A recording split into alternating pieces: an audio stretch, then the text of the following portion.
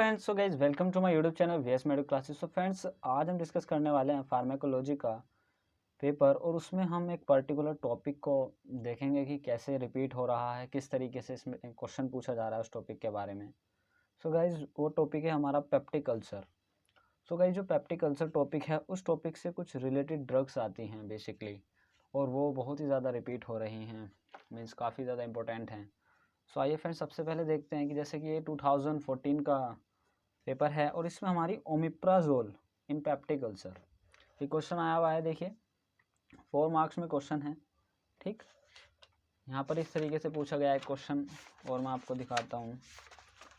एक क्वेश्चन यहाँ पर 2016 का ये पेपर है। यहाँ पर देखिए ध्यान से, aluminium hydroxide in combination with the magnesium trisilicate as antacid. एक क्वेश्चन ये पूछा गया है यहाँ पर, ये भी पेप्टिक अल्सर से है। और एक क्वेश्चन और पूछा गया है गाइस, देखिए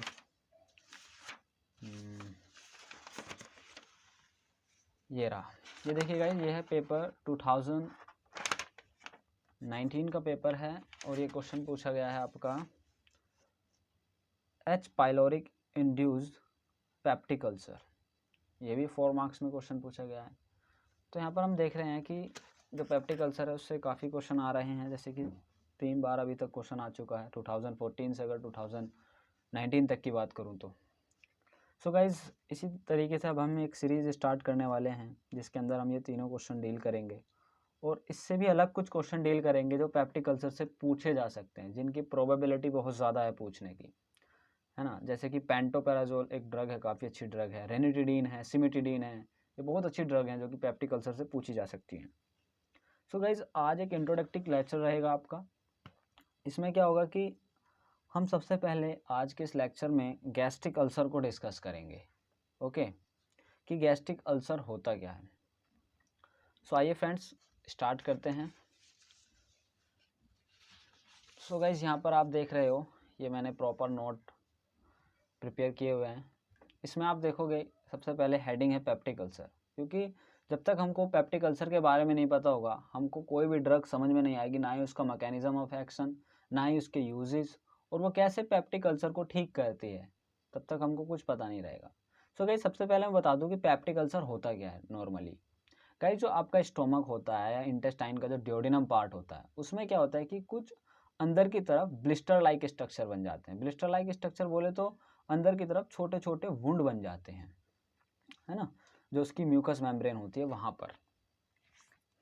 तो वो बहुत ही ज़्यादा पेनफुल होते हैं, इरिटेटिंग होते हैं, जिसकी वजह से पेशेंट को बहुत ज़्यादा प्रॉब्लम होती है।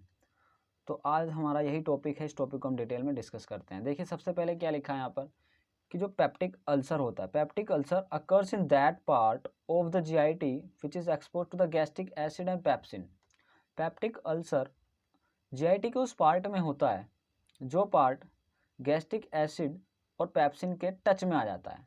मीन्स यहाँ पर मैं बताऊँ आपको, जैसे कि यहाँ पर एक्सपोज बोला गया है कि मीन्स जो स्टोमक है या इंटेस्टाइन का ड्योडेनम वाला पार्ट होता है, जैसे कि स्टोमक और ड्योडेनम जो होता है वो एक्सपोज हो जाता है, उनकी मेम्ब्रेन हट जाती है या स्टोमक के अंदर गैस्ट्रिक एसिडिटी बढ़ जाती है।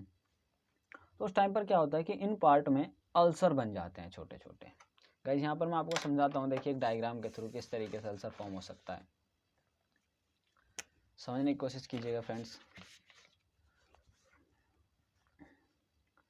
ये आपका कुछ इस तरीके से स्टोमक होता है, जे शेप। ओके फ्रेंड्स, और यहाँ से आपके इंटेस्टाइन स्टार्ट हो जाती है। तो इसमें बेसिकली होता क्या है, ये तो हो गया आपका स्टोमक। ओके फ्रेंड्स, और ये हो गया यहाँ से जो पार्ट स्टार्ट हुआ है, ये वाला पार्ट गाइज ये होता है ड्योडेनम। ओके, तो इन दोनों पार्ट में आपका अल्सर हो जाते हैं। अल्सर किस तरीके से होते हैं, जैसे कि जो म्यूकस मेम्ब्रेन है तो यहाँ पर छोटे छोटे इस टाइप के अल्सर हो जाते हैं जो कि बहुत ही ज़्यादा इरिटेटिंग होते हैं। वो यहाँ पर भी हो सकते हैं, आपके ड्योडेनम में भी। अब ये हो क्यों सकते हैं, क्योंकि गाइज आपको पता ही है कि जो हमारा स्टोमक होता है उसके अंदर पैराइटल सेल होती है। कौन सी सेल होती है, पैराइटल सेल। ये पैराइटल सेल क्या करती है, ये HCl का प्रोडक्शन करती है, ये एसिड का सिक्रीशन करती है। ठीक, तो उस कंडीशन में क्या होता है, बेसिकली एसिड की जो अमाउंट है बहुत ज़्यादा बढ़ जाता है, या और भी बहुत सारे फैक्टर हैं, उनको डिटेल में डिस्कस करते हैं गाइस। देखिए यहाँ पर सबसे पहले देखते हैं aetiology of the peptic ulcer is not clearly known. यहाँ पर क्या कहा जा रहा है कि जो इटियोलॉजी है पेप्टिक अल्सर की वो अभी तक क्लियरली पता नहीं हो पाई है, लेकिन फिर भी कुछ चीज़ें मानी जाती हैं, जैसे कि पेप्टिक अल्सर जो होता है वो डिस्टर्बेंस ऑफ एग्रेसिव, कुछ गाइस एग्रेसिव फैक्टर होते हैं। अब ये पॉइंट बहुत ज़्यादा ध्यान रखने वाला है कि एग्रेसिव फैक्टर कौन कौन से होते हैं। जैसे कि आपका एसिड हो गया, पेप्सिन हो गया, बाइल हो गया और एच पाइलोरिक।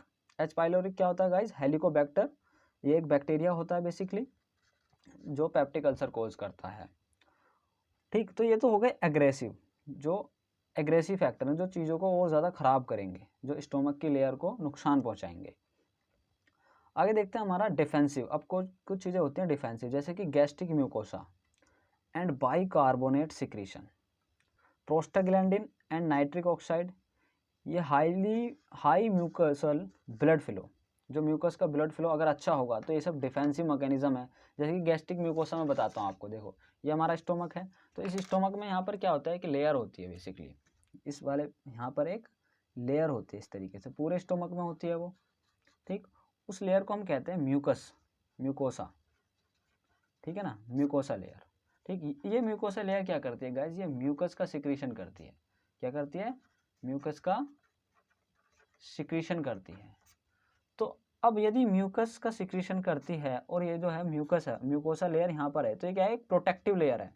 जो यहाँ पर HCl का प्रोडक्शन होगा वो इस लेयर पर आएगा, और ये लेयर क्या करेगी? उसको डिफेंस के, अपने डिफेंस के थ्रू उसको अंदर नहीं जाने देगी, है ना, उसको बाहर ही रहने देगी। लेकिन अगर ये म्यूकोसा आपकी किसी वजह से इंजर्ड हो जाती है, अगर ये म्यूकोसा आपकी किसी वजह से इंजर्ड हो जाती है, तो वो जो आपका HCl सिक्रीट हुआ था वो इस लेयर को हार्म करेगा, क्योंकि म्यूकोसा तो हट जाएगी तो अब स्टोमक की अंदर वाली लेयर आ जाएगी, तो वो क्या करता है? इसको हार्म करता है, जिसकी वजह से यहाँ पर अल्सर बनने लगते हैं। ठीक, तो एक बेसिक एक फंडा बता रहा हूँ मैं आपको किस तरीके से अल्सर का फॉर्मेशन होता है। तो गाइज यहाँ पर हमने देखा कि कुछ डिफेंसिव मैकेनिज्म है और कुछ एग्रेसिव मैकेनिज्म है, ठीक है ना। आइए आगे चलते हैं, इसमें देखते हैं।